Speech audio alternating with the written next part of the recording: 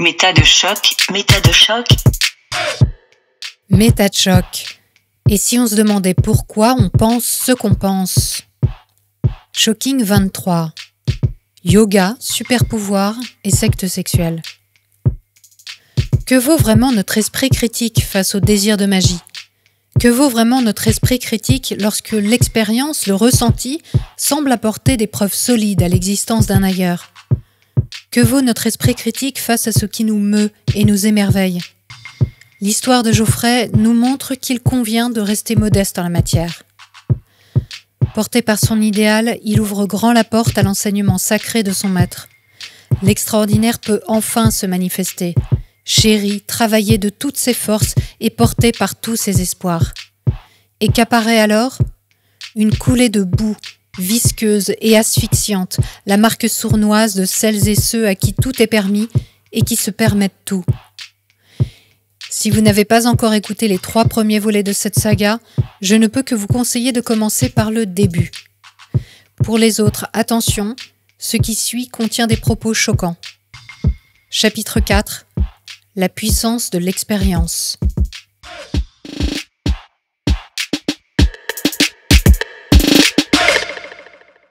Je décide donc de ne plus avoir de lien avec l'école d'Agama. Je me réinstalle en Normandie avec ma femme. Je continue les massages, les cours de yoga et les nuits de garde dans l'institut psychiatrique. D'accord. Et pendant 2 ans, de 28 ans à 30 ans, je continue à vivre selon les préceptes d'Agama, spirituels, mais par contre plus en lien avec l'école. Et au fur et à mesure du temps, je me rends compte que y a des scandales sexuels dans des entreprises qui n'ont rien à voir avec la spiritualité et le yoga. Il y a des scandales d'argent en Normandie, en France. J'entends mes copains qui en parlent, les journaux en parlent. Et je relativise, en fait. Au fur et à mesure du temps, je me dis, le centre de ma vie aujourd'hui, c'est encore les chakras, le yoga et tout ça. Et je suis peut-être parti vite, en fait. Je suis peut-être parti vite parce que j'étais déçu. Il y a aussi en arrière-plan le truc des blocages karmiques.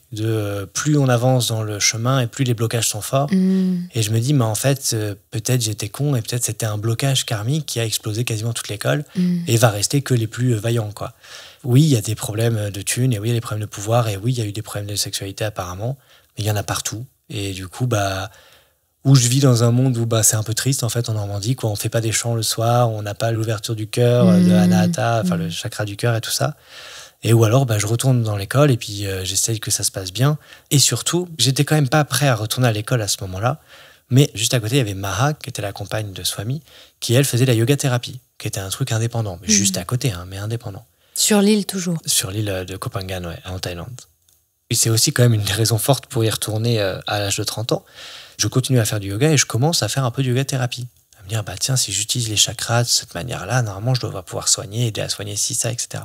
Et donc là, c'est du soin vraiment physique, c'est-à-dire quelqu'un qui a un problème physiologique va venir en yoga-thérapie pour se soigner réellement à la place d'aller voir un médecin. Ça, non, j'ai jamais fait. Parce que les soins physiques, je disais, moi, je sais pas faire, en fait. C'était plus des soins de l'ordre émotionnel ou psychologique. D'accord. Et les gens ne voulaient pas aller voir. Mais moi, je les aidais pas, parce que je leur disais, on peut peut-être essayer. Ou alors des soins spirituels, de dire, moi, j'aimerais bien avoir ce pouvoir spécial, ou je voudrais avoir cette évolution-là. Je l'ai fait une dizaine de fois, en gros, en Normandie. Et puis, je voyais que je tâtonnais, je galérais, j'étais pas sûr de moi, j'étais pas à l'aise. Et je me disais, je sais qu'il y a une formation de yoga-thérapeute très bien faite par Maha, qui est docteur. Elle a fini son doctorat de médecine en Roumanie à l'époque, il y a longtemps. Donc, elle est maître yogi et en plus, elle est docteur. Voilà, si je veux aller me former sérieusement et faire ça sérieusement et pas à la sauvage, comme j'ai toujours commencé à faire mes trucs, il faut que j'aille me former. Et c'est vrai qu'au tout début, je me disais que oui, il y avait des scandales partout, mais je me disais aussi que je ne remettrais pas les pieds à Agama. Parce que c'était pas juste les scandales, c'était la façon de gérer Swami qui était horrible. Donc, on peut dire que tu n'étais pas vraiment sous son emprise, finalement. J'arrivais pas à lui en vouloir à 100% quand même. Enfin, il y avait de l'emprise, dans le sens où c'était la personne qui m'avait apporté tellement que, normalement, à vie, je devrais lui en être reconnaissant. Mon côté rationnel lui en voulait et disait que c'était vraiment, vraiment horrible, ce qu'il faisait, en fait, dans l'école. Et mon côté spirituel disait que c'était mon maître, que c'est grâce à lui que j'avais avancé et qu'il fallait que je sois reconnaissant, etc. C'était mitigé, quoi. Et tu te disais plutôt qu'il était humain et que donc c'est normal qu'il ait des faiblesses? Ou est-ce que tu te disais, il a un plan qui est supérieur et dont je n'ai pas idée et qu'il est en train d'accomplir, de nous tester ou de traverser justement des blocages karmiques qui nous sont communs à tous pour aller plus loin sur le chemin spirituel. Non, je me disais qu'il était humain, qu'il avait des faiblesses. Je l'ai relu là, parce que je prenais des notes au fur et à mesure de mes voyages. Bon Swami, le maître spirituel, est toujours aussi ouf pour moi. Par contre, Swami l'humain, là vraiment, il me déçoit énormément, quoi. Ouais. Et il y avait un deuxième argument pour sa défense, je mets des gros guillemets, c'est qu'il était de Roumanie. Et je me disais, en fait, c'est pas la même culture que nous. Il avait des sorties dans les soirées parce qu'il faisait des satsangs. Là, ça veut dire c'est des conférences. C'est des conférences. En gros, pendant 1 heure, 2 heures, un maître spirituel, on voit ça beaucoup dans la spiritualité contemporaine, qui va s'asseoir devant une assemblée et délivrer une parole sacrée ou en tout cas un enseignement élevé pour accompagner ses adeptes vers l'illumination et la connaissance avec un grand C. Et il disait des énormités là-dedans. Genre vraiment des trucs, des erreurs historiques qui étaient énormes quand il parlait de l'histoire contemporaine, des choses qui étaient homophobes. Et moi, je le regardais, je baissais les yeux, je disais, mais j'ai honte de mon maître, quoi. Mais il était roumain, et du coup, je sais qu'en Roumanie, l'homophobie, c'est très fréquent. En plus, il avait 50 ans. Donc, en fait, je lui trouvais des excuses humaines. En fait, je voyais bien qu'en tant qu'humain, il déconnait, mais qu'en tant que maître spirituel, pour moi, il était encore hyper inspirant, quoi. Donc, à l'âge de 30 ans, je retourne à Copenhague pour faire la formation de yoga thérapie. Ça se passe très bien, je réapprends des choses. Je parle un peu du scandale quand même d'il y a 2 ans, parce que je pensais que j'allais arriver, que l'école serait en ruine. Ah oui. Et quand j'arrive, c'est comme si rien ne s'était passé. C'est hyper étonnant. Il y a des nouveaux coordinateurs, il y a plein de gens, il y a plein de scooters comme d'habitude garés sur l'école. La cuisine s'est transformée, elle est devenue plus belle, plus pro. C'est toujours la même famille qui en chie d'ailleurs, avec qui j'avais parlé, qui galère, mais ils ont l'air plus heureux parce que c'est plus grand et tout ça. C'est toujours les mêmes chefs en haut de l'école. Et je suis là, mais qu'est-ce qui se passe, quoi ? Personne ne voit, personne ne fait le lien. Donc j'en parle un peu du scandale. Et ceux qui connaissent et ceux qui s'en souviennent me regardent un petit peu pétrifiés, dire oh là, ne sors pas ça comme ça en pleine rue, quoi. Je dis mais pourquoi ça s'est vraiment passé, il faut qu'on en parle, quoi. Et je me souviens de 2-3 amis à moi qui étaient encore dans l'école. Ils me disaient non mais attention, Koubera, par contre, parle-en que aux initiés ou je sais pas quoi, parce que les gens, ça leur ferait peur, ils comprendraient pas. Ben oui. Je dis bon. Et donc moi je reste plutôt du côté yoga thérapie et je vais 1 ou 2 fois à Agama pour aller écouter, quoi. Et juste le fait de revenir dans l'ambiance, dans l'île, il y a tellement de trucs en fait qui reviennent dans les émotions, l'intensité de ce que j'ai pu vivre dans la formation de prof, etc., qui remontent, et de nostalgie, de sentiments de trucs gâchés en fait, où je me dis est-ce que c'est pas un peu moi qui ai merdé en fait à mal juger les choses, tu vois. Il y a vraiment ce truc là et je me dis c'est quand même trop bête, je vais quand même aller retester, quoi. Je suis à côté, ça me coûte rien, ça me fera pas de mal, je vais aller retester, quoi. Et je m'assois à une conférence de Swami, et là, je ressens des énergies comme j'en ai pas ressenti depuis des années dans mon corps. Ça monte au long de la colonne vertébrale, la Kundalini. Et oui. Et je vis un état de transe incroyable. Je m'en foutais de ce qu'il racontait, en fait. Juste sa voix, moi, les yeux fermés dans la pièce, j'étais en état de transe, quoi. Et ça fait un bien fou. Je dis, c'est un peu comme la coke ou l'héroïne, j'en sais rien, j'ai jamais testé, mais ce qui est décrit dans les cours de médecine, c'est l'impression de ça m'avait tellement manqué, en fait, c'est la rechute, quoi. Alors, moi, que j'analyse comme quelque chose de positif, quoi, c'est ça y est, ça me remonte un peu mes énergies et tout ça, mais. Et donc, en 1 mois, 2 mois, je me dis, mais là, je vois que tout le monde dans l'école va bien, personne ne parle de viol, personne ne parle de problème d'argent. Alors, je suis plus en contact avec les coordinateurs qui gèrent l'école, mais ils sont là, ils ont l'air heureux, bon. Si je me mets quand même en contact avec la principale coordinatrice, qui est une prof que j'avais vue depuis le début, et je lui demande si je peux aider, et je deviens un peu son bras droit, son petit bras droit, mais quand même, je fais juste des petites tâches, quoi. Donc je remets un pied dans le truc de coordination, et les gens ont l'air cool, tout a l'air bien. C'est comme si c'était rien passé il y a 2 ans, vraiment. Je dis bon, tous les vieux profs qui avaient râlé sont plus là, donc je croise plus de voix dissonantes. Forcément. Et je croise plus que des gens qui vont bien, tout ça, et je me dis bon. Je reste très très éloigné de tout ce qui est sexualité là-dedans, parce que je sais qu'il y a des problèmes, des dangers. J'attends pas avoir l'argent de cette école, parce que je sais que c'est n'importe quoi là-dessus, mais au niveau spirituel, ça va être cool.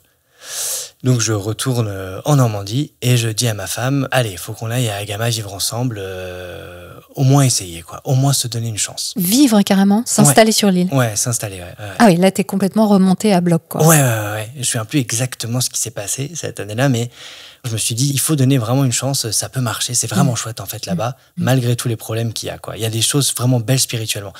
J'ai vécu ma première illumination. C'est ça qui s'est passé. Ça, on a oublié. Raconte ton illumination. Comment tu as pu oublier ça? Ah là là, mais pourtant, c'était dans la formation de yoga thérapeute. On était avec Maha et on faisait des séances de méditation collective. Et il se trouve qu'à une de ces méditations-là, j'ai vécu ce qu'on appelle une expérience d'illumination qui a été confirmée ensuite par Maha, où tout était devenu noir autour de moi. J'avais une paix, mais complète, 100%. J'avais plus aucune notion d'espace et de temps. Et c'est comme si ma conscience s'élevait vers le ciel, en gros, au fur et à mesure, quoi. C'était incroyable. Et j'avais pas pris de drogue, je le jure. J'avais pas pris de drogue, rien de tout, il n'y avait pas de drogue là-bas. Et c'était incroyable. Et là, je me suis dit, waouh, il y a un élément de preuve que j'imaginais à ce moment-là, factuel, concret, hyper puissant, qui prouve que tout ce dont ils parlent est vrai. Ils ont raison, en fait. Ça existe, l'illumination. Donc, tu as vécu ce sentiment de plénitude, de vacuité, d'union avec le tout, on peut dire. Ouais. Pendant combien de temps à peu près? Ça a dû durer, c'était quoi, 1 minute, 3 minutes peut-être? Ah oui, c'est pas très long. C'est une mini-illumination, je suis déçue. Ah ouais? C'était incroyable. Hein. Pour moi, c'était toute ma vie qui changeait. Et une déception d'ailleurs extrêmement forte, parce que c'était à la fin de la médite, donc la médite se finissait. Et j'étais quand même resté en plus parce que, c'était fou, quoi. Ouais. Et le temps de redescendre et de me rendre compte que j'étais toujours la même personne, avec les mêmes dramas, les mêmes pensées, le même ego, et me dire, mais c'est quoi cette arnaque, en fait? Là, je suis arrivé au bout, j'ai gagné le niveau, quoi. Enfin, j'ai arrivé au bout du chemin spirituel et je reste la même personne, avec les mêmes souffrances. Qu'est-ce que c'est que cette arnaque? Ouais. Et quand j'en ai parlé avec Maha, elle me dit, oui, effectivement, ça y est, tu as vécu ta première illumination. C'est qu'une première. Et en fait, ton ego changera tout doucement à chaque illumination que tu auras. Et c'est un nouveau chemin qui démarre. Et la vie spirituelle ne s'arrête pas à l'illumination. Ah, bon. Et donc, tu es devenu Kuberananda? Eh ben non, ils m'ont pas donné Kuberananda. Pourquoi? Eh ben je sais pas.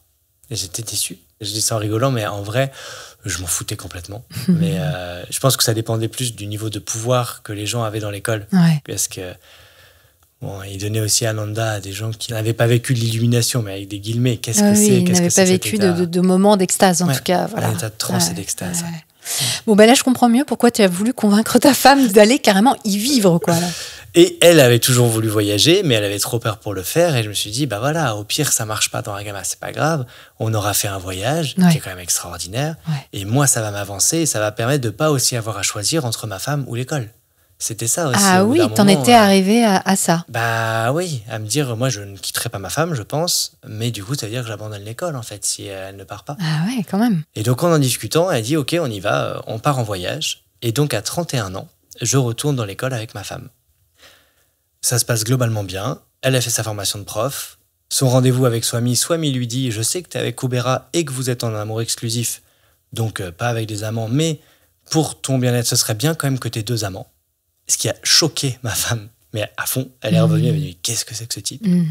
Parce qu'elle avait toujours été méfiante. Elle a toujours dit, mais qu'est-ce que c'est que ce truc-là? C'est dangereux. Moi, j'ai pas confiance ni en l'école, ni en Swami, etc. Et elle avait accepté de venir pour voir aussi, pour dire, mais il faut peut-être que je dépasse mes peurs. Parce que... Elle avait peut-être aussi senti qu'il y avait un enjeu fort pour toi et qu'elle risquait de te perdre, puisque tu le dis toi-même, hein, il fallait choisir entre les deux. Donc, c'est quand même... Je lui avais pas dit comme ça. Ouais, mais... Oui, elle l'a peut-être senti quand même. Ouais. Et il y avait aussi que dans notre vie en Normandie, plusieurs fois, elle avait très peur de choses et moi, je la poussais un peu. Et quand on y allait, en fait, elle était très contente. Et elle m'a dit, mais je suis bête de me laisser arrêter par mes peurs. Il y avait ça aussi. Ouais. Elle me faisait confiance et elle disait, oui, allez, j'ai peur pour des raisons irrationnelles. Au moins, si jamais là-bas, c'est vraiment pas bien, j'aurais peur, mais je saurais pourquoi. Et la première session avec Swami raconte l'histoire d'aliens qui sont cachés derrière la lune. Enfin, c'était un combo d'âneries. Ah oui. Et là, je regarde ma femme, j'étais mal. Je dis, non, mais là, ça passera jamais, quoi. Je savais, moi, qui racontais plein de conneries des fois, mais pour moi, c'était pas ce qu'il disait qui était important, c'était comment moi je me ressentais dans la salle, en fait. Et qui était, d'après la théorie, de son énergie subtile qui nous aidait à évoluer spirituellement, quoi. Et là, je regarde ma femme, je dis, ça va pas passer, ça. Donc, en plus, le fait qu'il lui propose quand même, alors qu'il sait qu'elle est en amour exclusif, là, elle était très, très étonnée et surprise. Mais sinon, comme d'habitude, avec les autres de l'école, ça se passe très bien. Elle a des super relations. Super ambiance. C'est mode vacances, hein. C'est paradis, il fait chaud. Donc, tout se passe bien. Oui, alors tu racontes ce grand départ en janvier 2018 avec ta femme en Thaïlande, où elle va commencer un cours niveau 1, et c'est très axé sur le féminin. Donc, j'imagine le côté féminin sacré qu'on retrouve beaucoup dans la spiritualité New Age, parce que finalement, dans ton récit, on se rend compte quand même petit à petit qu'on se retrouve exactement dans les mêmes canons que dans la spiritualité occidentale contemporaine qu'on peut pratiquer en France ou ailleurs, malgré, comme toujours, j'aurais tendance à dire, la prétention de faire partie d'une lignée ancestrale. On voit bien qu'on est quand même bien loin d'une pratique traditionnelle indienne, on va dire, hindouiste, et que ça répond complètement aux attentes des Occidentaux. J'imagine qu'il y avait principalement des étudiants occidentaux. Tout à fait. C'était les Occidentaux, et c'était le paradoxe qui paraissait hyper intéressant, c'était que ça se basait sur une tradition millénaire, mais qu'ils étaient modernes et progressistes, et du coup capables de s'adapter par rapport...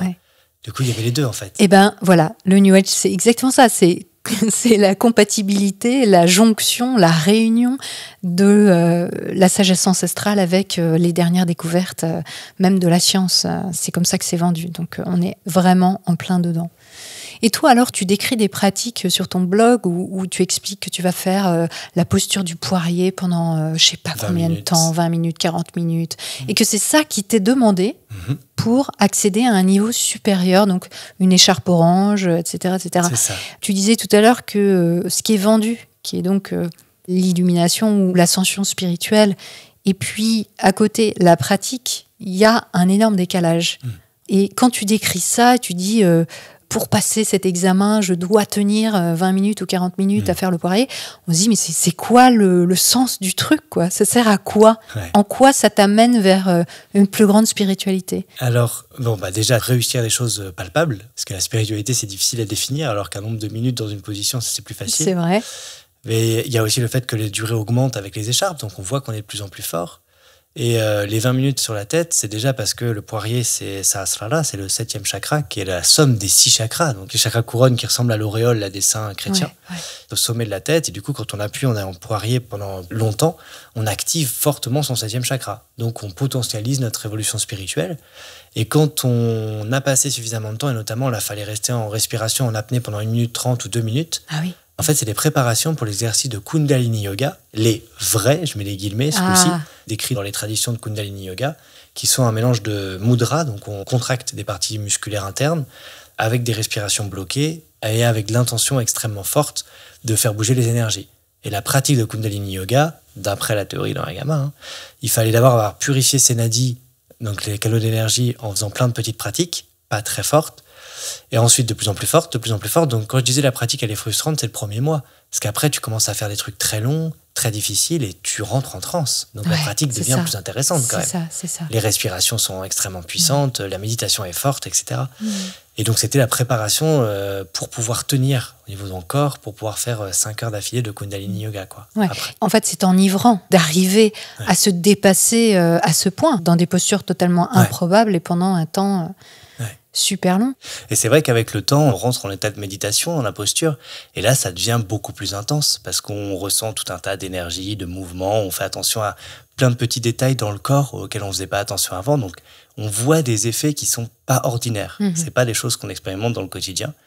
Je crois qu'il y a, un peu comme dans la méditation, il y a vraiment un effet d'auto-hypnose qui fait qu'on entre dans un état modifié de conscience, qu'on a des perceptions et même des espèces d'hallucinations. Je ne sais pas si ça t'est arrivé. Tout à fait. Ouais, ça fait entrer en transe.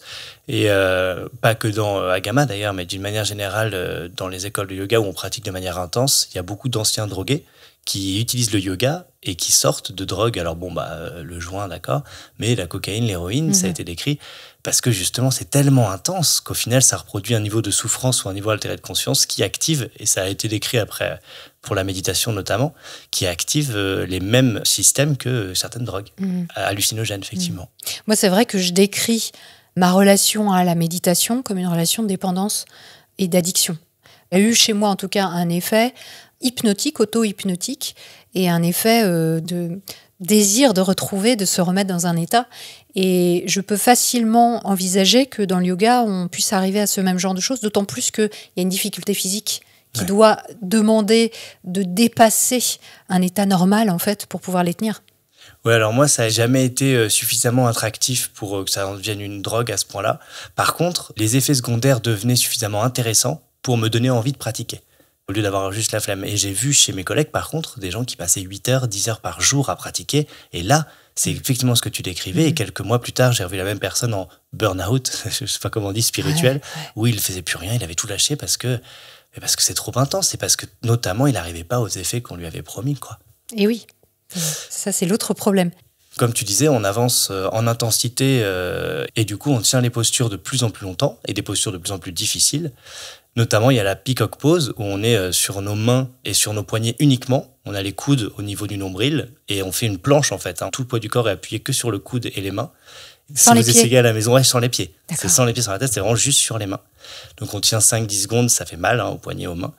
Et dans les textes, si on arrive à tenir 3 minutes, ça peut soigner de n'importe quel poison.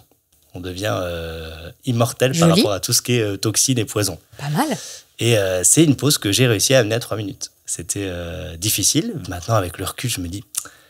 Il y avait un de mes profs qui était arrivé à 2 minutes 30 et qui avait arrêté parce qu'il s'était fait mal au poignet de manière irréversible. Il avait maintenant les poignets éclatés à cause de cette posture qu'il avait trop pratiquée. Et sur le coup, je me suis juste dit, ouais, ok, j'essaye 3 minutes parce que c'est un des trucs relativement accessibles. Alors, j'ai pas testé, j'avais pas pris de poison après, donc j'ai pas pu tester l'effet paranormal. Mais... Donc voilà, on peut aller loin. Et notamment, le plus emblématique, c'est le poirier. On est sur la tête et sur les avant-bras. On commence avec 1 minute, 2 minutes, on augmente. Et c'est décrit comme la posture qui permet le plus de faire monter les énergies vers la tête. Naturellement, donc la Kundalini qui part du chakra racine et qui va jusqu'au chakra couronne. De bas de la colonne vertébrale jusqu'en haut. Parce qu'on a la tête en bas, ça fait descendre l'énergie. Exactement. Attirée par l'attraction. C'est ça. L'énergie descendrait dans les 3 premiers chakras qui sont les chakras un peu basiques animaux. Et quand on est la tête vers le bas, et hop, l'énergie descend vers la tête. Et puis en plus, t'imagines au niveau physique, le sang qui stagne au niveau de la tête, au niveau des sensations, c'est effectivement assez vite, assez fort. Et une des explications pour augmenter les temps, c'est qu'on augmente évidemment l'intensité, mais surtout on purifie les nadis. Donc les tout petits canaux d'énergie qui sortent des chakras et qui vont distribuer l'énergie partout dans le corps. Il y a plein de petites impuretés qui sont dedans, donc on les purifie avec tout un tas de techniques, notamment le yoga ésotérique, là, avec les postures physiques et les exercices de respiration. Donc on retient l'inspiration, on pouvait retenir jusqu'à 2 minutes poumon plein et 1 minute poumon vide. C'est énorme. C'est beaucoup, ouais, effectivement. Et là, c'est des états modifiés de conscience qui apparaissent vachement vite, parce qu'on joue sur le taux d'oxygène dans le cerveau, donc c'est effectivement assez fort. Et en fait, ça, c'est le Hatha Yoga, donc le yoga classique, où on tient des postures simples et de plus en plus compliquées, mais toujours les mêmes. Et à partir d'un certain niveau, justement, quand on a assez purifié les nadis, on arrive au Kundalini Yoga. Donc on va pousser extrêmement fort les énergies à l'intérieur du corps et activement provoquer des montées de Kundalini, donc l'énergie qui monte du bas vers le haut de la colonne vertébrale. Et ça, c'est hyper fort, c'est décrit comme pouvant brûler les nadis si c'est mal fait, etc., provoquer des handicaps, donc c'est vachement dangereux. Et nous permettre d'arriver à l'illumination, on est d'accord. Et voilà, et ça augmente x10, x100 la rapidité d'évolution spirituelle et arriver vers l'illumination notamment, ou des super pouvoirs, ou plein d'autres choses, quoi. Ces techniques de Kundalini hyper secrètes, c'est juste l'association de différentes techniques ensemble, en fait, où on fait une posture particulière avec une respiration particulière et un mudra particulier. Les mudras...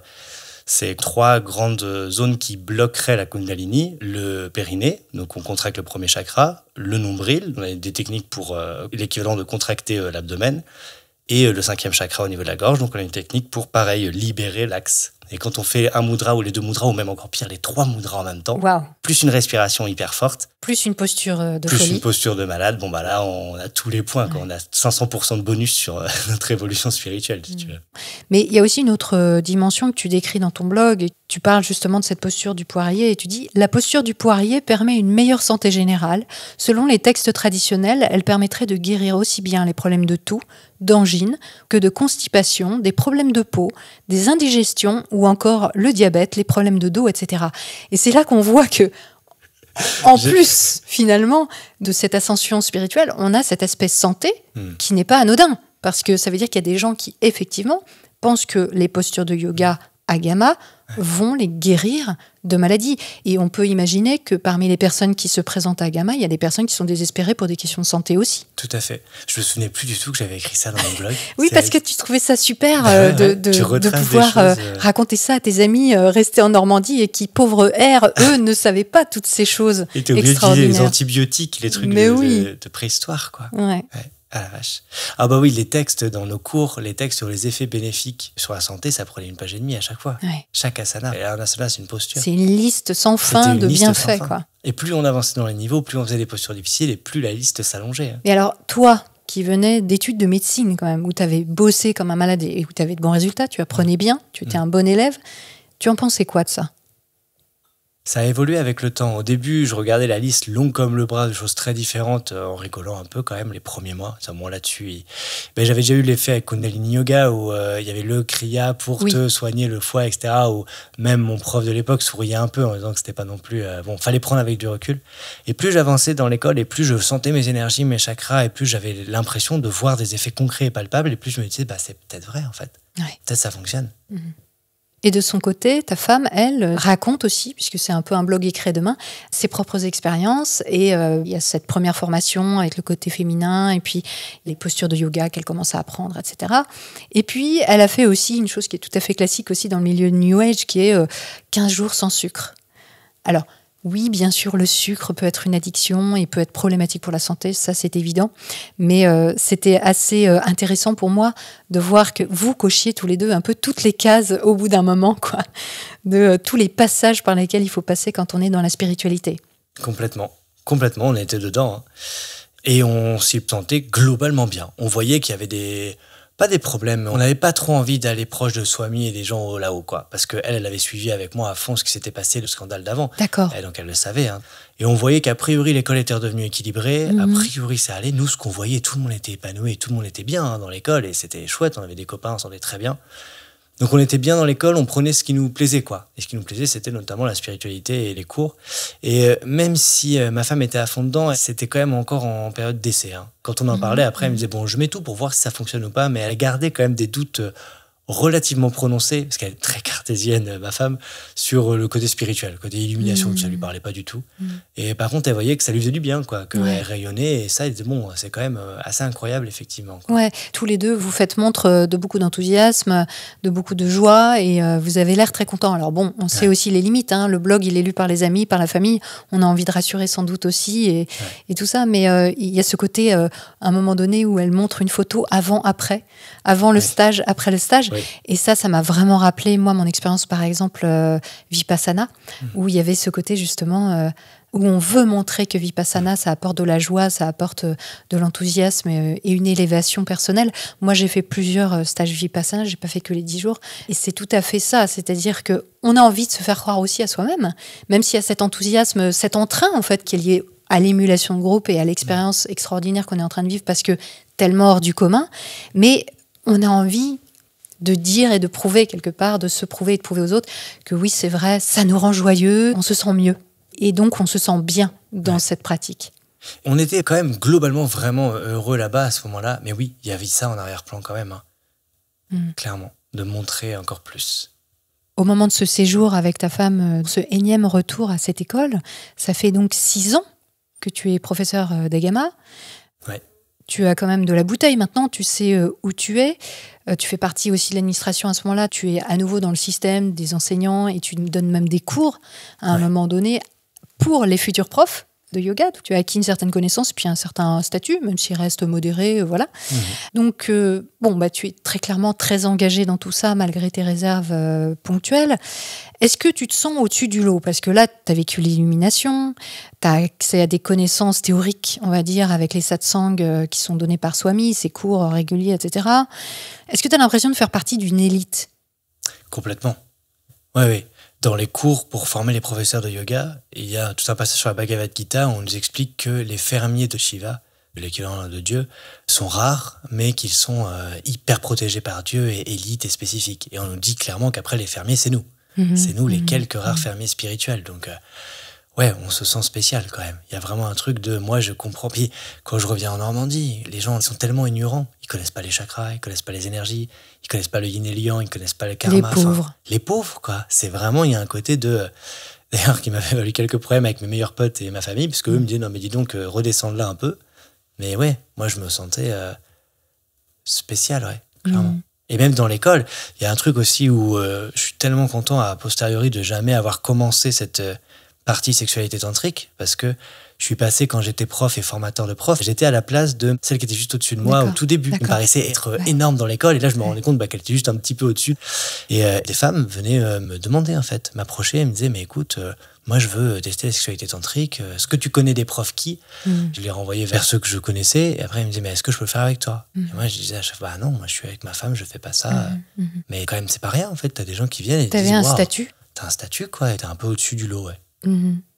Et est-ce que tu avais l'impression que Swami te connaissait ? C'est-à-dire, est-ce que, avec toutes ces années, tu l'as côtoyé un certain nombre de fois, est-ce qu'il y avait un contact tel que tu avais l'impression qu'il te connaissait en tant qu'élève ? Ouais. J'avais l'impression non seulement qu'il me connaissait, mais qu'il me connaissait mieux que moi-même.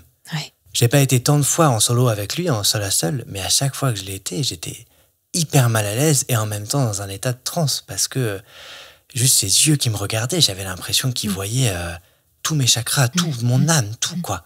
Et des fois, dans ses réponses, je tiquais un peu parce qu'il me décevait. Il disait, mais il comprend rien, là. Donc là, il redevenait un peu plus humain. Mais sinon, non, j'avais l'impression qu'il me connaissait en profondeur, quoi. Vraiment, c'était comme si... Tu projetais sur lui, en fait, alors que quand il te parlait, il n'y avait pas le résultat escompté. C'est ça qui est fou. Et du coup, je lui racontais spontanément énormément de choses hyper intimes sur moi. Ouais. Parce que j'avais l'impression qu'il les savait déjà, donc on pouvait en parler. Donc au final, il finissait par connaître quand même des choses sur moi que peu de personnes savaient, ouais. En tout cas, on peut imaginer toute la dévotion qui l'entoure. Ouais. Parce que pour moi, il y a quelque chose de très important à dire, c'est que les gourous, les maîtres spirituels, les gens qu'on adule, qu'on adore, eh ben, ils ne seraient pas gourous s'ils n'avaient pas d'adeptes. Tout à fait. Alors bien sûr qu'ils cherchent à être adulés, oui, mais il y a une énergie de groupe qui s'émule d'elle-même et qui crée un personnage auquel le gourou va finir par coller. Je pense qu'il y a vraiment cette dynamique, ce va-et-vient entre ce que le gourou donne et ce que le groupe lui renvoie et auquel le gourou s'adapte. Et dans le cas de Swami, comme on disait tout à l'heure, il a une certaine érudition, il parle 5 langues, en tout cas c'est ce qu'il prétend, je ne sais pas si tu as pu l'observer. Et du coup, il peut y avoir un charisme projeté, parce que finalement quand tu dis, quand il parle pas, il a l'air normal, et puis même quand il parle, il est décevant, qui fait que tout va passer, en fait. Qu'il fasse des erreurs, qu'il dise des bêtises, qu'il dise quelque chose de faux, qu'il se trompe ou pas, ça passera. Il le disait dans les cours, que ce qui comptait, c'était de monter l'aspiration spirituelle de tout le monde. Un gourou, ça a aidé pour avoir plus d'aspiration. Et qu'il fallait avoir la juste mesure, parce que si les élèves étaient trop près de lui, ils voyaient sa partie humaine qui forcément allait décevoir. Ouais. Et du coup, que s'ils étaient un peu plus loin, il gardait cette aura. Il me l'avait dit clairement, quoi. Quand je lui avais parlé des problèmes que je voyais clairement et je comprenais pas sa réaction et je pensais qu'il était très décevant, mais c'est parce que tu es trop près de ton gourou, du coup, je peux peut-être moins jouer ce rôle-là pour toi. C'est ça qui est extraordinaire, c'est que il dit là une vérité. C'est tout à fait vrai. Par exemple, les fans de stars, je ne sais pas, de chanteurs, de rock, si on s'approche de la personne, elle tombe de son piédestal. Voilà, elle est humaine, elle a ses travers, et c'est normal. Ou pas normal d'ailleurs, dans certains cas, bien entendu, des choses extrêmes qui se passent dans ces milieux-là. Mais il te dit quelque chose qui est vrai, qui devrait te faire dire, du coup, c'est vraiment quelqu'un de normal. Ouais. Mais en fait, au contraire, ça va te renforcer sur l'idée de... Donc, il est spirituel, il sait. Il maîtrise. Il maîtrise, il a une vraie connaissance de l'humain. Et oui, il a des faiblesses comme tout le monde parce qu'il est dans une incarnation humaine. C'est ça. Mais il a cette essence divine qui émane de lui et dont je peux jouir et bénéficier. Et il est là pour ça. Tout à fait, tu l'as très bien dit. C'est exactement ça ce qui se passe dans la tête à ce moment-là. Ouais. Donc, finalement, tous les écarts, toutes les erreurs sont justifiées. Il n'y a aucune raison de sortir de ce raisonnement-là. Il faudrait vraiment quelque chose de très grave, quoi. Des contradictions, il y en avait quelques-unes qu'on pouvait voir assez facilement. Typiquement, sur les comportements alimentaires, Swami était quand même devenu un peu grassouillet, alors que quand il est devenu Swami, il était tout sec, quoi. Et dans les recommandations alimentaires, c'est manger très équilibré, végétarien, yin-yang équilibré avec du macrobiotique, c'est tout un tas de codes, voilà. Mais en gros, ça fait que plutôt on a tendance à maigrir qu'on a tendance à grossir, quoi. Parce que c'est plutôt des fruits, des légumes. Ouais. Et pourtant, lui, il prenait un peu de poids. Et dans ses explications, il nous avait dit beaucoup de personnes me demandent pourquoi est-ce que je suis un peu gros. C'est à vous de choisir. Il y a 2 réponses possibles. Ou bien c'est parce que je mange n'importe quoi, ou alors c'est parce que le karma de mes étudiants, que je récupère un petit peu nécessairement parce que je suis maître d'une grande école, s'accumule dans mon corps au fur et à mesure. C'est à vous de choisir. Et il avait rajouté avec un petit sourire, c'est sans doute un peu des deux. Ouais, la petite pirouette, toujours. Et on parle de comportement alimentaire, il y a quand même des particularités chez Agama. Il y a le jeûne qui est quand même assez encouragé. Ça, c'est pas anodin, parce qu'on sait que le jeûne, ça peut être très dangereux quand même pour la santé. Les diètes macrobiotiques, comme tu disais, donc une alimentation assez particulière avec du riz complet. Enfin bon, c'est assez codifié. Et puis, il y a aussi, on retrouve les différences hommes-femmes. Donc, oui. Avant les règles, pour ne pas saigner. Alors, je sais pas comment ils voient qu'on va pas saigner pendant ces règles. Ou alors on arrête d'en avoir, ce qui est possible aussi. Alors en médecine, ça arrive, les aménorrhées, donc l'absence de règles, ça peut être dû à des maladies, ça peut être dû à une trop faible alimentation, justement. Exactement. Ou un trop gros taux de stress. C'est pas un bon signe. Voilà, c'est plutôt pas un bon signe, effectivement. Mais dans la théorie du yoga, l'énergie vitale qui fait ta longévité et combien de temps tu vas vivre sur cette terre, c'est accumulé dans le sperme par les hommes et dans les règles par les femmes. Et du coup, les hommes peuvent faire l'amour mais ne doivent pas éjaculer pour garder leur énergie vitale. Et les femmes, les saignements ne sont pas naturels, les femmes ne devraient pas saigner, mais notre alimentation désordonnée de Kali Yuga, c'est l'âge sombre, parce qu'il y a 4 âges tous les 12 000 ans, bref. Et donc là, on est dans le Kali Yuga. Tout est anormal et du coup, les femmes saignent, mais elles ne devraient pas saigner. Et ça, t'en pensais quoi encore une fois ? Moi, je reste vraiment très circonspecte, très étonnée, quoi. Tu vois, t'as quand même fait des études, tu sais ce que c'est que les règles, tu sais ce que c'est que le sperme et comment il se fabrique. Comment tu peux adhérer à ça ? J'hésitais, je laissais le bénéfice du doute. Je me suis jamais dit c'est sûr ça va marcher, c'est sûr c'est ça. Surtout pour les règles. Autant le spermatozoïde qui donne la vie, qui crée un truc un peu chelou, qui fait que ça fait un enfant. Bon, allez, au niveau mystique peut-être, autant les règles, je voyais vraiment pas pourquoi l'énergie vitale serait là. Mais j'y croyais modérément, quoi. Je voyais d'autres intérêts à être continent, par exemple à pouvoir faire l'amour sans éjaculer. Et puis les profs avec qui je discutais, qui étaient un peu plus élevés que moi, me disaient bon ça. Ils y croyaient eux-mêmes pas trop. Il y a du cherry picking. On prend ce qu'on veut, ce qui nous arrange. Mais j'avais quand même envie d'y croire parce que, vu que tout le reste me paraissait cohérent, il fallait lui donner sa chance, quoi. Ce que je me disais depuis les 80% de ce que j'entends est vrai. Ouais. Donc les 20% que je maîtrise pas, je lui fais confiance. Ouais, je comprends. C'était ça l'idée. Il y avait quoi d'autre comme contradiction parmi les choses que tu as vécues sur place ?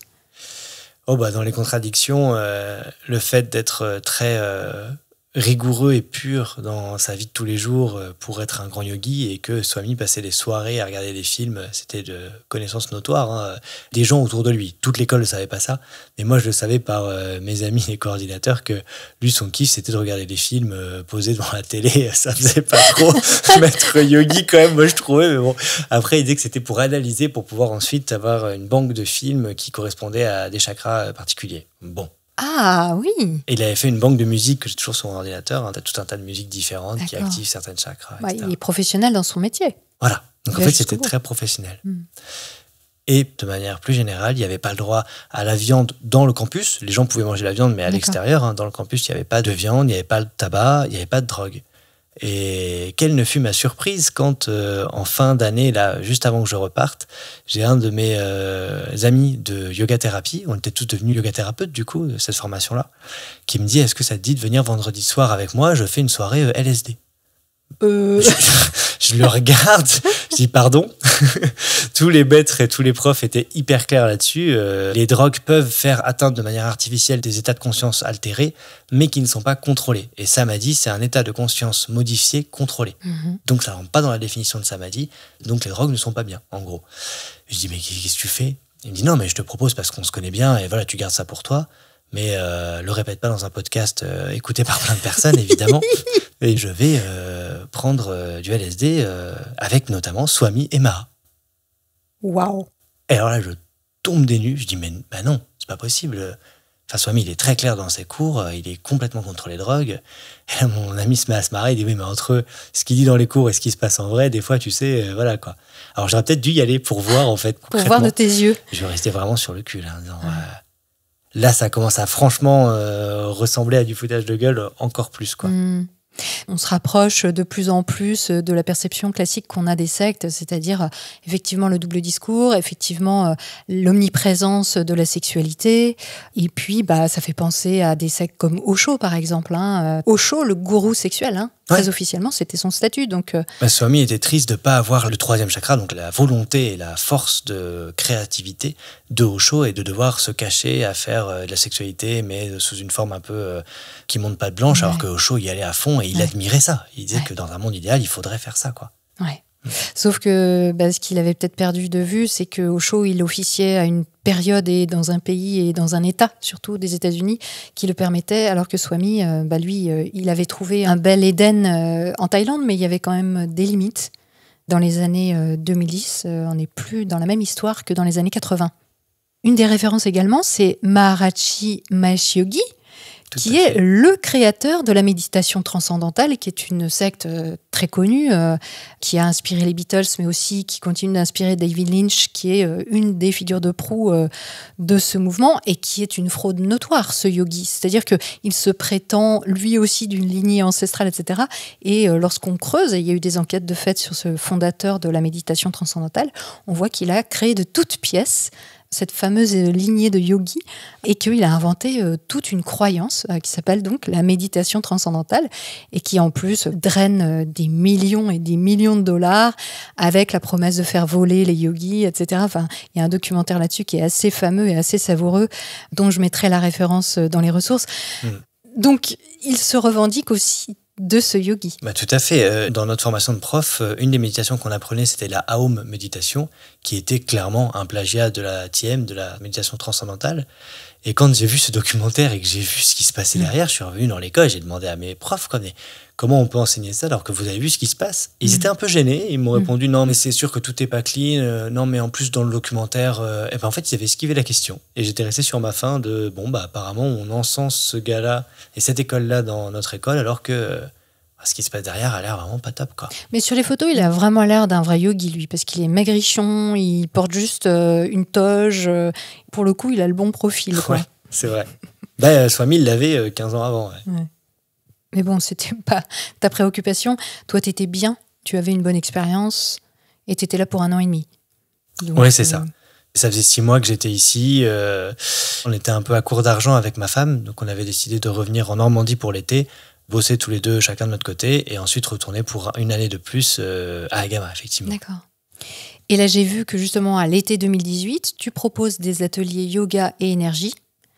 Retrouver le pouvoir de vous soigner vous-même. Ouais. Et atelier bien-être féminin, donc du côté de ta femme. Donc, vous êtes vraiment clairement engagée dans ces croyances. Ouais. Elle-même, qui était un peu sceptique, bien-être féminin, j'imagine que c'est clairement issu de sa formation des 6 derniers mois. Tout à fait. Et donc, toi, tu as la conviction qu'on peut soigner le corps, vraiment, donc des maladies. Ouais. Ou les anticiper, ou les prévenir grâce au yoga. Et non seulement ça, mais en plus, je vois que la yoga-thérapie a été acceptée dans un hôpital en Bretagne. Ah. Donc, il y a des yoga-thérapeutes qui travaillent en coordination avec les médecins. Ouais. Et là, je me dis, ok, c'est que même en France, dans un milieu où ils ne connaissent pas l'ésotérisme et les chakras et tout ça, eux aussi ont vu que ça fonctionnait. Moi, ce que je voulais faire comme introduction, là, c'était si les gens vont bien, se sentent bien, reprennent position un peu de leur santé, ils vont se sentir mieux et ça peut pas faire de mal. C'était ça mon D'accord, truc. Donc il y a le côté placebo. Voilà, qui était assumé et dont les gens, avec ça, en fait, déjà, c'est super. Au-delà de l'effet placebo, est-ce que tu attendais des résultats quand même ? Ah oui. En plus de l'effet placebo, j'attendais, mais j'espérais. J'avais pas eu d'études sûres, en fait. J'avais que la confiance de ma. C'était suffisant pour moi à faire mes tests dans mon coin. C'était pas suffisant pour pouvoir conseiller à d'autres personnes de le faire, quoi. Oui, il n'y avait pas d'études scientifiques sur les résultats de la yoga-thérapie. Dans ma tête, oui, il y en avait. Sinon, l'hôpital aurait jamais ouvert les portes, quoi. Oui, c'est ça le problème aussi des hôpitaux, et il y en a de plus en plus, qui acceptent des médecines, entre guillemets, parallèles. C'est que ça leur donne une vraie légitimité aux yeux des gens qui n'y connaissent rien. Donc ces activités qui peuvent effectivement avoir un effet placebo, d'accompagnement et puis d'attention à un patient qui n'a pas d'autre solution ou pour qui ça peut représenter un soutien.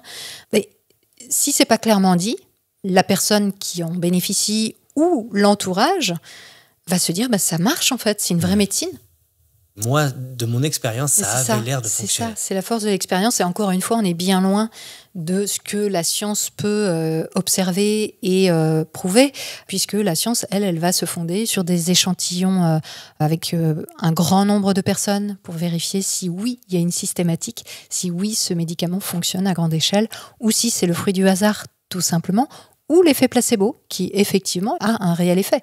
Mais la question, quand on parle de médecine, c'est est-ce que ça a un effet au-delà du placebo? C'est ça une médecine, hein. Tout à fait. Donc il y a énormément de choses qui peuvent avoir un effet placebo, y compris être en compagnie de personnes souriantes et agréables. Ça peut avoir un effet placebo, ou faire du reiki, ou faire tout un tas de choses. Mais là, on n'est pas dans la médecine, dans les résultats de médecine. Tout à fait. Donc je continue l'été à donner mes ateliers de yoga et à bosser à côté. Et là, en juillet, le coup près tombe. Un article sort sur Internet, sur Medium, par Biscottfield. Agama et Swami sont accusés de viol par plusieurs femmes.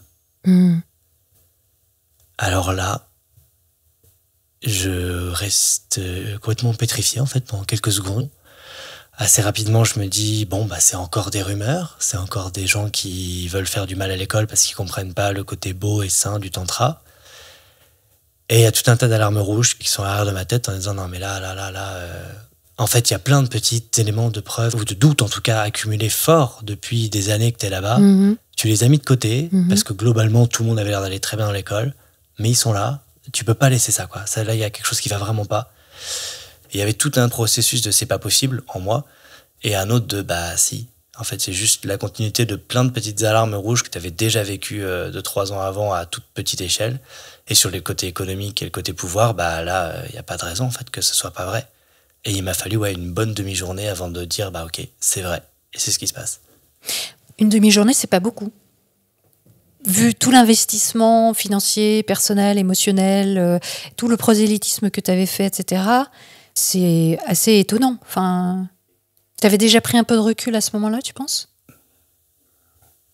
Pas sur les croyances, mais sur l'école et sur la façon de fonctionner de l'école et sur Swami, ouais. D'accord. J'avais déjà des doutes et déjà des choses que je laissais passer parce que le grand but spirituel était au-dessus de tout. L'idéal.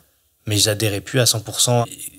J'étais déjà un peu prêt à me dire qu'il était humain et qu'il était potentiellement quelqu'un qui faisait vraiment de la merde. Mais j'étais loin d'imaginer ça quand même. Et est-ce que tu peux décrire ce que tu as ressenti pendant cette demi-journée ? C'était quoi ton état d'esprit ? Je me souviens du lieu, c'est marrant, c'est tout ce qu'il y a autour en fait qui est hyper présent. La première réaction, ça a été une vague d'effroi. C'est comme une espèce de frisson dans le dos de c'est pas possible, c'est pas vrai. Mais pas que c'est pas possible, genre c'est horrible ce qui se passe. Il y avait aussi le truc très égoïste de c'est pas possible, ma vie et mes croyances vont être chamboulées par tout ça en fait. Il y a eu ce truc-là où les premières secondes de toutes ces années de confiance que j'ai mis dans cette école et ce maître-là, tout ce que moi j'ai mis à risque de ma fragilité personnelle aussi, de tout ce que je lui ai raconté, de tout. Il y a plusieurs fois où je me suis dit, là je me mets en risque très fort parce que je travaille pour lui quasiment gratuitement là en Thaïlande, mais je fais le pari que cette personne elle est fiable et que cette école elle est fiable. Et du coup il y avait ce truc-là de si c'est vrai, alors c'est terrible, c'est horrible, et ça veut dire que ma vie professionnelle, mes engagements, machin, tout va être chamboulé parce que il va falloir couper les ponts complètement en fait. Les trucs popés les uns après les autres, de me dire mais putain la vache, les choses avaient une autre couleur. En fait, je revoyais les éléments du passé en disant ça veut dire qu'elles n'étaient pas toutes seules, ça veut dire qu'il y a peut-être de mes copines qui ont été aussi violentées. Ma pote qui avait eu 20 orgasmes avec lui, elle allait rester des années dans l'école, ça se trouve elle a fini par se faire violer. Les filles, la première année où je leur ai dit mais allez-y, allez vers les profs avancés ou vers Narcisse pour découvrir le tantra, ça se trouve elles se sont fait violer. Enfin, et à chaque fois c'était un peu plus, c'était l'horreur en fait. L'horreur qui s'aggravait au fur et à mesure, la prise de conscience de qu'est-ce que ça implique, non seulement dans le présent, non seulement dans le futur, mais dans toutes les années que j'ai déjà passées dans l'école, et à quel point j'ai été aveugle, ou à quel point je me suis auto-aveuglé, parce que j'avais quand même des indices, il y avait des drapeaux rouges, et je voulais pas appeler ma femme, parce que je voulais d'abord vérifier si c'était vrai ou pas. Une demi-heure plus tard, ma femme m'appelle, elle est en larmes, et qu'est-ce qui se passe, c'est quoi, est-ce que c'est vrai, c'est pas vrai, qu'est-ce qui se passe? Je dis, je sais pas, faut qu'on aille regarder. Qu'est-ce qu'on fait? Parce que normalement 2 mois après on y retournait pendant 8 mois et on allait être encore plus dans le cœur de l'école, et au cours de cet appel là, donc en fait j'ai dit une demi-journée, mais en fait ça faisait 1h30, ça m'a pas une demi-journée, ça faisait 1h30 où j'ai dit je sais pas, mais dans le doute on va croire que c'est vrai et on annule, on n'y retourne pas, on arrête quoi, on fera autre chose mais on n'y va pas. Et je cherche. Je regarde sur Facebook les différents profils des personnes qui sont connectées à Agama. J'essaie de comprendre et je tombe sur le profil Facebook d'une ancienne coordinatrice que je connaissais personnellement, qui écrit sur son mur « Je suis une des 3 femmes qui a témoigné contre Swami et contre l'école d'Agama, contre Swami pour viol. Je suis une des 3 femmes. » Donc là, le doute n'est plus permis. Je comprends que si elle dit vrai, les 2 autres ont dit vrai aussi. Et que là, et que là, tout est en train de s'écrouler, en fait. Tout est en train de s'écrouler autour de moi, mes croyances, la confiance que j'avais redonnée à Swami, à Agama, malgré tout ça. Et là, je repense à toutes mes copines, en fait, qui étaient dans l'école, qui avaient l'air d'aller bien, que tout se passait. Je repense à mes premières copines du teacher training en disant, mais attends, mais moi, elles m'ont dit qu'elles avaient couché avec lui, qu'a priori ça allait bien, mais j'en sais rien, en fait. Elles m'en ont jamais reparlé. Je repense à une femme qui est partie il y a 6-8 mois de l'école en laissant un post Facebook qui, à l'époque, m'avait heurté. Elle avait dit quelque chose comme c'est douloureux pour moi, je quitte une école où j'ai eu de très bons moments, mais j'ai eu des enseignements super et des enseignements terribles. Et dans les enseignements terribles, je retiendrai qu'il ne faut pas avoir d'autre maître que soi-même, sinon on peut avoir de gros problèmes. Bon, moi je la connaissais pas plus que ça, mais bon, elle était super sympa au centre de l'école, à faire plein de choses adorables, souriantes et tout ça. Donc sur le coup, son poste, bon, j'avais un peu bugué, puis je me suis dit, je sais pas pourquoi elle dit ça, etc. Et donc là, j'y repense tout de suite. Je lui envoie un message privé. Je lui ai pas demandé, en fait. Je lui ai dit, je viens de voir ce qui s'est passé dans Agama. Je me permets juste de t'envoyer un message parce que je me souviens de ton message d'il y a 8 mois quand t'es parti. J'espère que tu ne fais pas partie. J'espère que tu ne fais pas partie de ces gens-là. Si c'est le cas, je suis vraiment désolé pour toi, quoi. Et elle me répond, merci Koubera, c'est gentil, si. Je suis une des 3 femmes qui a... Je suis une des 3 femmes qui a témoigné, quoi. Alors, assez vite, même le soir même, avec ma femme, on dit, on n'y retourne pas, évidemment. Ouais. On change tous nos plans. Et je passe des semaines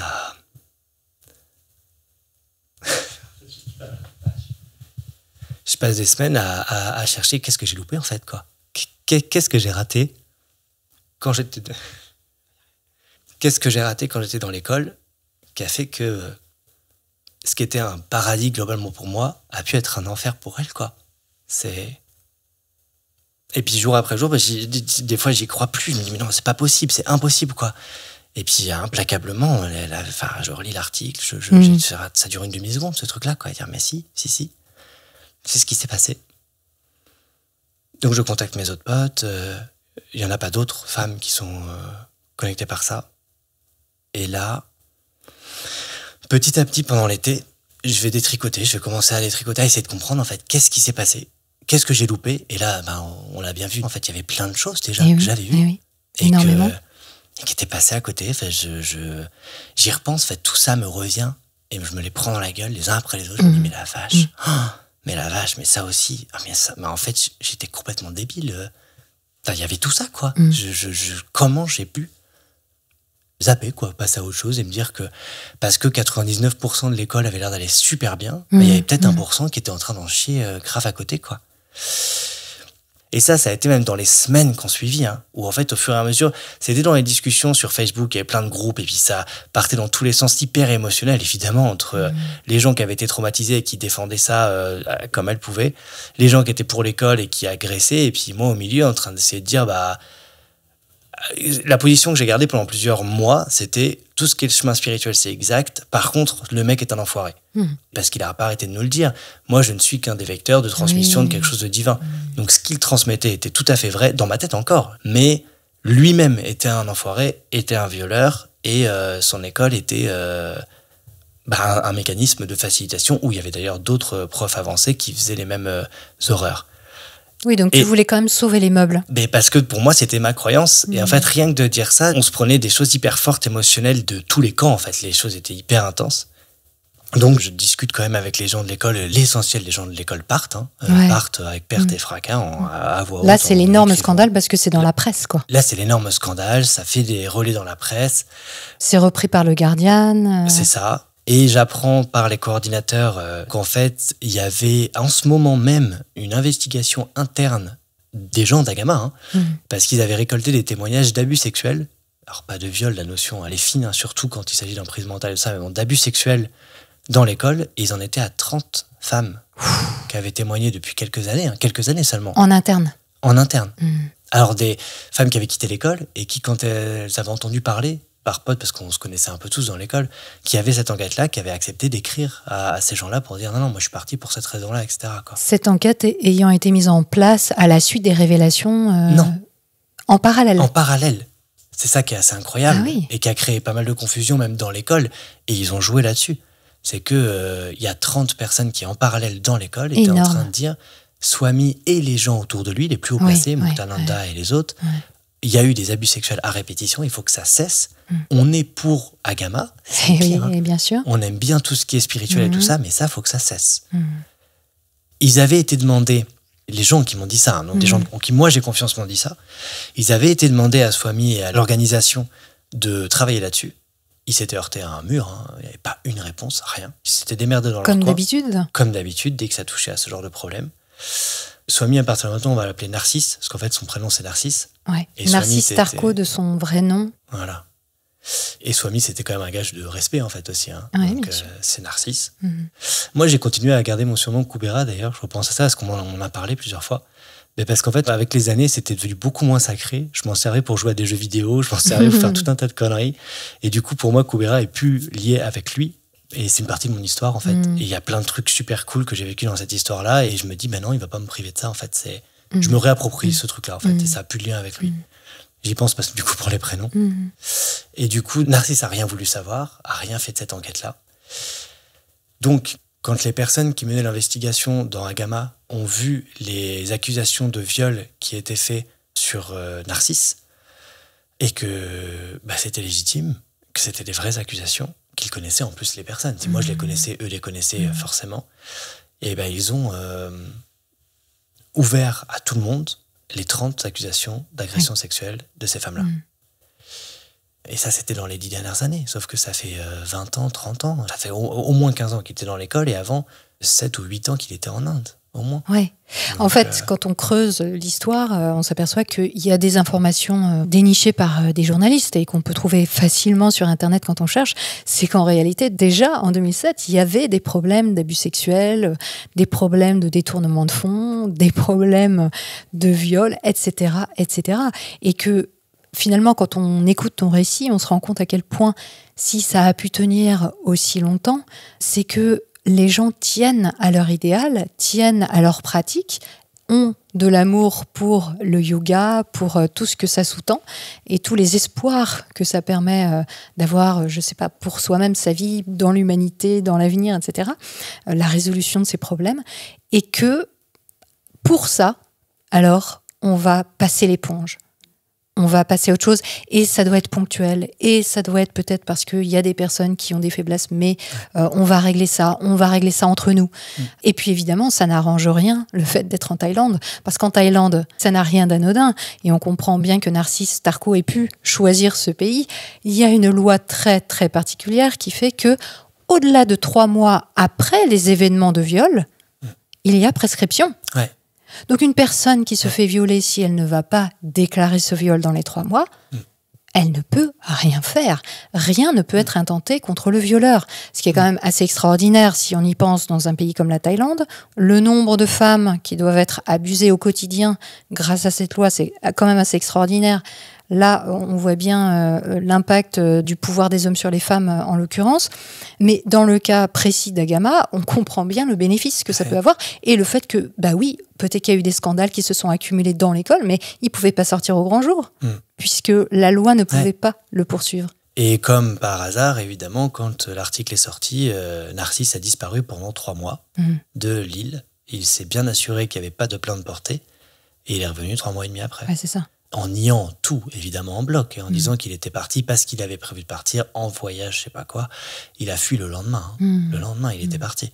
Sachant qu'avant d'être en Thaïlande, il était en Inde. Voilà. Et alors, la version qu'il nous avait donnée, moi j'y croyais, il n'y avait pas de raison de ne pas le croire, c'était qu'il avait été viré d'Inde parce qu'on lui demandait des bakshish, des pots de vin de plus en plus importants, et qu'il ne voulait plus et ne pouvait plus les payer. Donc, il avait été expulsé.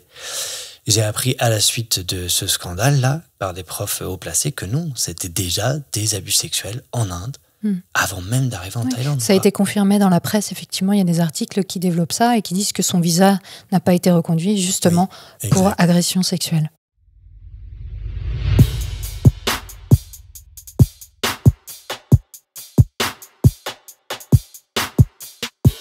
Vous pouvez retrouver les ressources en lien avec ce qui vient d'être dit sur le site metadechoc.fr.